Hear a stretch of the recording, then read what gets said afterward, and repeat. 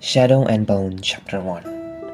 Standing on the edge of a crowded road, I looked down onto the rolling fields and abandoned farms of the Tula Valley and got my first glimpse of the Shadow Fort. My regiment was 2 weeks' march from the military encampment at Poliznaya, and the autumn sun was warm overhead. But I shivered in my coat as I eyed the haze that lay like a dirty smudge on the horizon. A heavy shoulder slammed into me from behind. I stumbled and nearly pitched face first into the muddy road. "Hey!" shouted the soldier. "Watch yourself!" "Why don't you watch your fat feet?" I snapped. And I took some satisfaction from the surprise that came over his broad face. People, particularly big men carrying big rifles, don't exactly live from a scrawny thing like me. They always look a bit dazed when they get it. The shoulders got over the novelty quickly and gave me a dirty look as he adjusted the pack on his back, then disappeared into the caravan of horses. Men, carts, and wagon streaming over the crest of the hill and into the valley below. I quickened my step, trying to peer over the crowd. I lost sight of the yellow flag of the surveyor's cart hours ago, and I knew I was far behind. As I walked, I took in the green and gold smells of the autumn wood, the soft breeze at my back.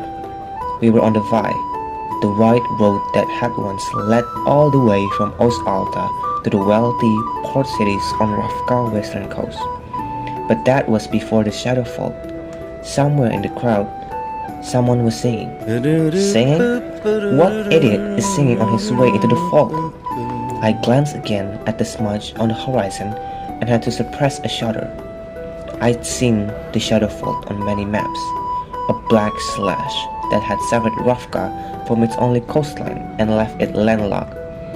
Sometimes it was shown as strain, sometimes as a black and shapeless cloud, and then there were in the maps that just show the Shadow Fort as a long, narrow lake and label it by its other name, the Unsea. A name intended to put soldiers and merchants at their ease and encourage crossings. I snorted. That might fool some fat merchant, but it was little comfort to me. I tore my attention from the sinister haze hovering in the distance and looked down onto the ruined farms of the Tula. The valley had once been home to some of Ravka richest estates. One day, it was a place where farmers tended crops and sheep grazed in green fields. The next, a dark slash has appeared on the landscape, a swath of nearly impenetrable darkness that grew with every passing year and crawled with horrors. Where the farmers had gone, their herds, their crops, their homes, and families. No one knew. "Stop it," I told myself firmly. "You're only making things worse. People have been crossing the fault for years, usually with massive casualties. But all the same," I took a deep breath to steady myself.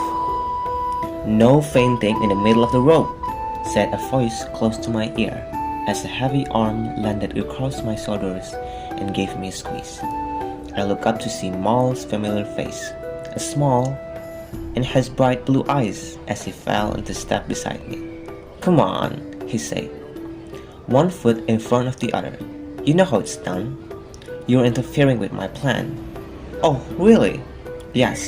Faint, get trampled, grievous injuries all around." "That sounds like a brilliant plan." "Ah, but if I'm horribly maimed, I won't be able to cross the fort." Mal nodded slowly. "I see. I can shove you under a cart if that will help." "I'll think about it," I grumbled. But I felt my mood lifting all the same. Despite my best effort, Mel still had that effect on me. I wasn't the only one. A pretty blonde girl strolled by and waved, throwing Mal a flirtatious glance over her shoulder. "Hey, Ruby," he called. "See you later?"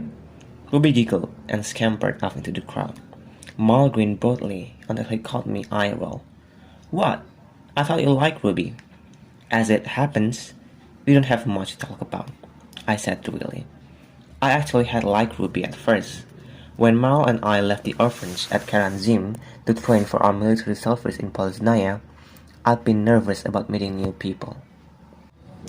But lots of girls had been excited to best friend me, and Ruby had been among the most eager. Those friendships lasted as long as it took me to figure out that their only interest in me lay in my proximity to Mel. Now I watched him stretch his arm expansively and turn his face up to the autumn sky, looking perfectly content.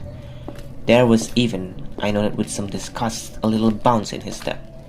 "What is wrong with you?" I whispered furiously. "Nothing," he said, surprised. I felt great. "But how can you be so jaunty?" "Jaunty? I've never been so jaunty. I hope never to be jaunty." "Well, then what's all this?" I asked, having a hand at him. "You look like you're on your way to a really good dinner instead of possible death and dismember." Mal laughed. "You worry too much. The king sent a whole group of Grisha pirates to cover the skiffs, and even a few of those creepy heart tenders. We have our rifles," he said, patting the one on his back. "We'll be fine. A rifle won't make a difference if there's a bad attack." Mal gave me a bemused glance. "What's with you lately? You're even grumpier than usual. And you look terrible." "Thanks," I groused. "I haven't been sleeping well." "What else is new?" He was right, of course. I never slept well, but it had been even worse over the last few days. Saints knew I had plenty of good reason to dread going into the fall. Reason shared by every member of our regiment who had been lucky enough to be chosen for the crossing. But there was something else, a deeper feelings of unease that I couldn't quite name. I glanced at Mal. There had been a time when I could have told him anything. "I just have this feeling." "Stop worrying so much. Maybe they'll put Mikhail on the skiff. The Volker will take one look at the big juicy belly of his and leave us alone." Unbidden, a memory came to me.